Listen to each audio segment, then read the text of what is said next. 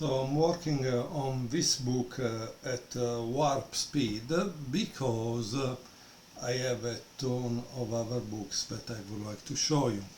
However, at the moment I had the following impression and maybe you will tell me if it's correct or not.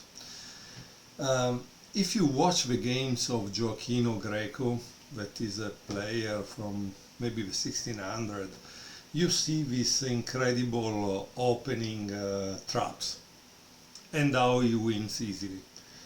Here it seems, watching the games of Grandmaster Palatnik, that the trend became that now every chess player is good in the opening or a little in the middle game, and so the only way is to win in the endgame. And they have this kind of endgames where these grandmasters like Palatnik, but I saw also Grandmaster Zapata, they play through the game like automatically, in a sense, because they want to reach an endgame that they know how to win. And that to me seems kind of strange, because I don't know, it doesn't seem natural, let's say, okay? However, we are on chapter 4. I would like to show you 2 games in a row by Grandmaster Palatnik, because I think he's trying to give us something in this 2 games format. The beginning of chapter 4 says, Wilhelm Steinitz, one of the greatest chess players of the past, to whom we refer quite often, has warned the players who possess the initiative. He said these players are obligated to attack, otherwise they risk losing this initiative. So this is true in a sense, because the initiative is not an advantage that lasts forever, it's something that can disappear. Okay?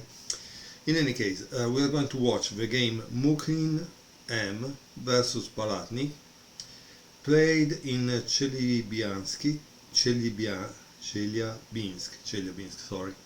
in 1974. E4, knight f6. So, Grandmaster Palatnik like the Alekhine defense. E5, knight d5, d4, d6, c4, knight b6. Later on in the game it will be interesting to follow the fate of this knight. Just like any pauper begging on the street could be the face of a neighborhood, this restless knight is the face of the Alekhine defense. f4, d takes f5, f takes f5, bishop f5, knight c3, e6, knight f3, bishop b4. And here we have a diagram. Scaring off the homeless black knight, considerably amusing the white pawns. By following him, they are now in the center. However, that's not at all a safe neighborhood. So here at this point white played a3, which Grandmaster Palatnik thinks it's a dubious move.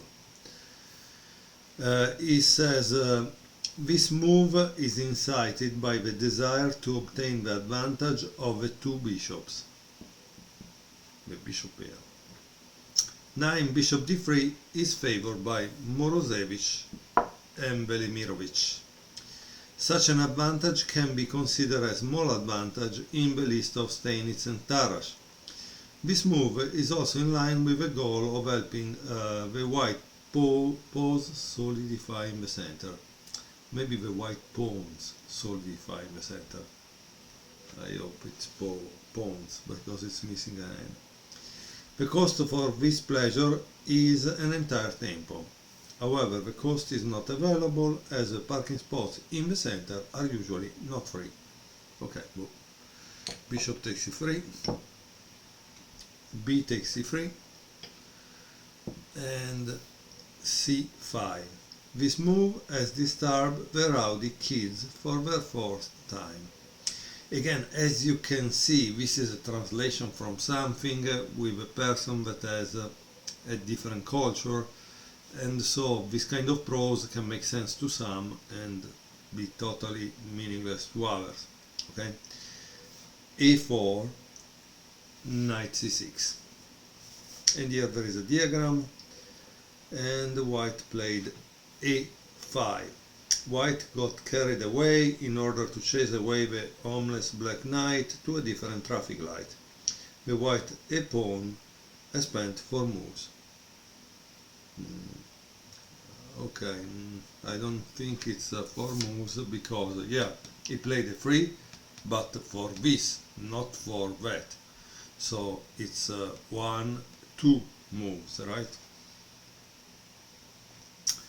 Knight d7, a6, b6. So maybe, okay, that pawn didn't need to be moved so many times because the problem here is that white still didn't finish the development and still has the king in the center, which might not be a good idea, right? How does the game continue? With bishop g5, queen c7, and knight h4. One more aggressive attack. White wishes to leave black completely without bishops. h6, and there is a diagram. Obviously at this point you play knight takes f5 because you have a check in case it takes on g5, but I don't know, or maybe instead of a check on there is a check here. That makes more sense probably. Let's see what happens, okay? And for example, you see here it takes here, but it doesn't comment if he would have taken with the pawn on g5. So again, sometimes you know, this kind of self-published books don't have an editor which actually read it before printing and ask some questions, right? Because for whom are you writing? Grandmaster Palatnik, for club player, amateurs, or for other title players? So that's the reason I tell you that. Okay, after bishop e3, he plays castle. Okay, and after castle we have bishop e2. I like that the book has a lot of diagrams, but sometimes the diagrams, in my opinion, should be put only in places where you want to ask a question, where you want to show a critical position, where you want to show some lines. Here it says, white has continuously attacked over the duration of 17 moves. He kept on attacking one or another of the opponent's pieces. Who can put up with this? And how long could this last? At this very moment, when white is getting ready to castle and provide ample freedom for the 2 bishops, black decides to counter-attack. As far as black is concerned, white does not deserve quite a happy retirement, and they need to answer for all the abuse and pain they cause. C takes d4. It later becomes apparent that this exchange does not free up important square c5. Free up the important square on c5. C takes d4, and now finally knight takes e5. I honestly was thinking this move was going to happen. Why? Because white is really late with this king in the center, so if you want to keep him in the center, you need to open the position very fast. And here it says this is a payback for trying to chase the homeless knight away from his position next to the b6 traffic light. Okay, whatever. And again, now he plays this and he doesn't explain why he didn't take, okay? So that's kind of important, I think. Rook d8, rook takes f5, rook takes d4, boom, beautiful. But again, here I made a diagram, but the diagram, in my opinion, would have made sense in this position, asking the reader to find the next move, right? That's what would have made sense. Because it's a beautiful move, obviously.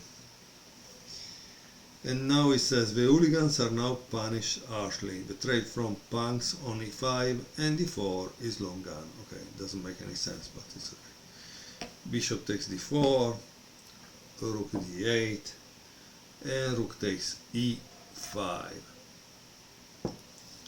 More chances would have resulted from queen f1, knight takes d4, rook f4. I don't know.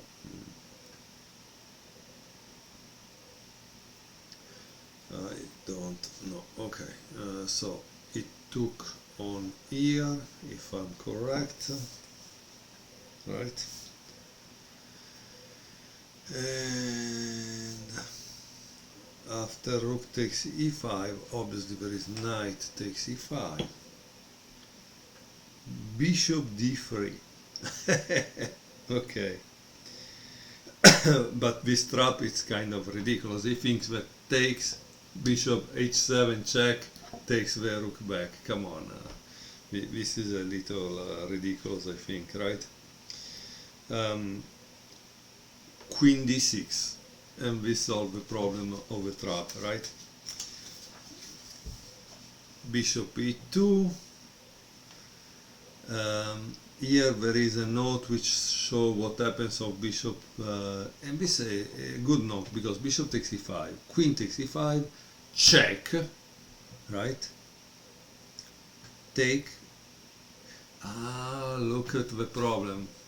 The problem here is that this queen, when it goes here, is attacking this, so the trap is still not working. But luckily there is a diagram, guys, so I will show you this line, which makes sense.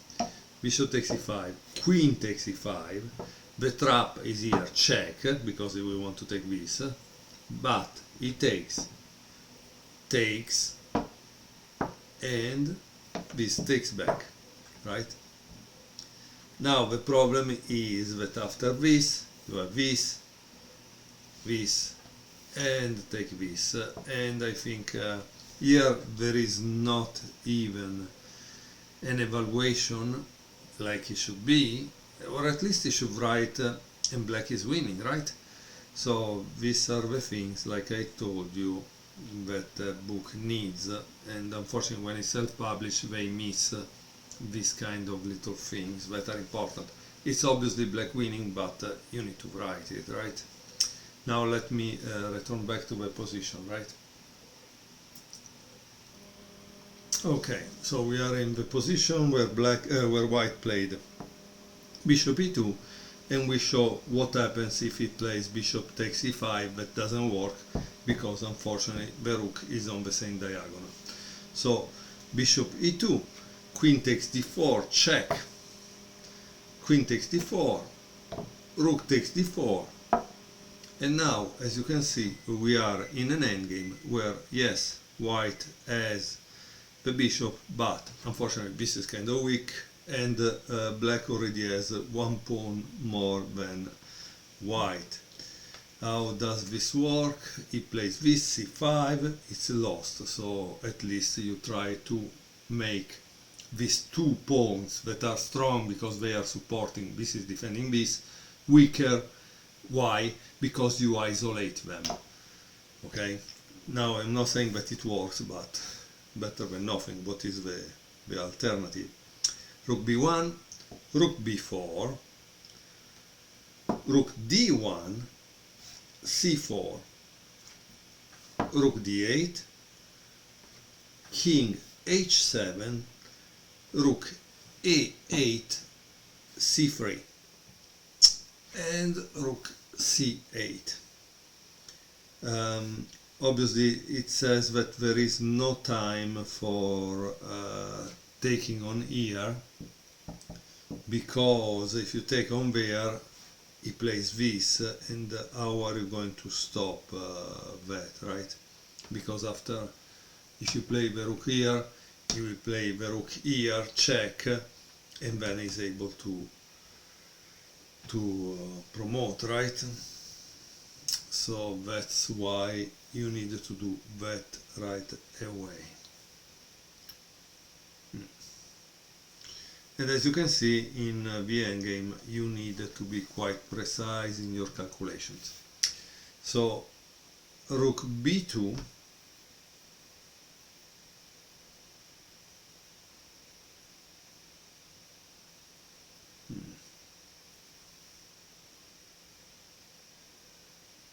okay, this is a little strange, maybe I have misplaced something, let me check.